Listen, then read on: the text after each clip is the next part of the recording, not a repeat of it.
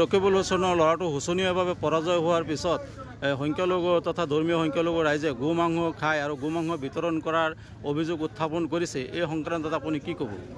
আচলতে ৰকিবুল হুছেইন ডাঙৰীয়া ডিমাগৰ বিকৃতি ঘটিছে। পুত্ৰৰ পৰাজয়ে তেখেতৰ নিদ্ৰাহৰণ হৈছে, যাৰ কাৰণে তেওঁ টোপনিয়াব পৰা নাই চাগে, তেখেতৰ ডিমাগৰ কিবা বিকৃতি ঘটিছে। সেইকাৰণে তেখেতে এতিয়া বিভিন্ন ধৰণৰ প্ৰলাপ বকা আৰম্ভ কৰিছে। কাৰণ সংখ্যালঘু মুছলমানে কি খায়, মানুহৰ পাকঘৰত সোমোৱাটো তেখেতে বন্ধ কৰিব লাগে। মানুহৰ পাকঘৰে পাকঘৰে ঘূৰি ফুৰা স্বভাৱটো তেখেতৰ আছে, বেলেগৰ নাই। ভাৰতীয় জনতা পাৰ্টি তেনেকুৱা নহয়। ভাৰতীয় জনতা পাৰ্টিৰ কাম কাজ দেখি পেলাই, উন্নয়ন দেখি পেলাই ভাৰতীয় জনতা পাৰ্টিক সংখ্যালঘু জনতাই আঁকোৱালি লৈছে। বিগত সময়ছোৱাত আপোনালোকে দেখিবলৈ পাইছে যে সংখ্যালঘুৰ ভোটৰ পৰিমাণটো কম আছিল। আৰু মই এটা কথা কওঁ যে বৃক্ষ তোমাৰ ফলে পৰিচয়। যিজোপা বৃক্ষই ছাঁ দিয়ে, যিজোপা বৃক্ষই ফল দিয়ে, আমাৰ বাটৰুৱাসকল সেইজোপা বৃক্ষৰ তলতেই জিৰণি ল'বলৈ যায়। গতিকে ৰকিবুল হুছেইন ডাঙৰীয়া চামগুৰি সমষ্টিৰ কাৰণে একোৱে কৰিব পৰা নাই। বিগত 24টা বছৰ পাৰ কৰিলে।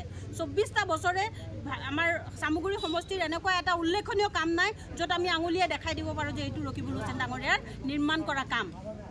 গতিকে আজিৰ দিনত সংখ্যালঘু মানুহে তেখেতক টাটা বাই বাই দিছে, আমাৰ ভাৰতীয় জনতা পাৰ্টিক আঁকোৱালি লৈছে। আপোনালোকে ইতিমধ্যে ফলাফল দেখিব পাৰিছে।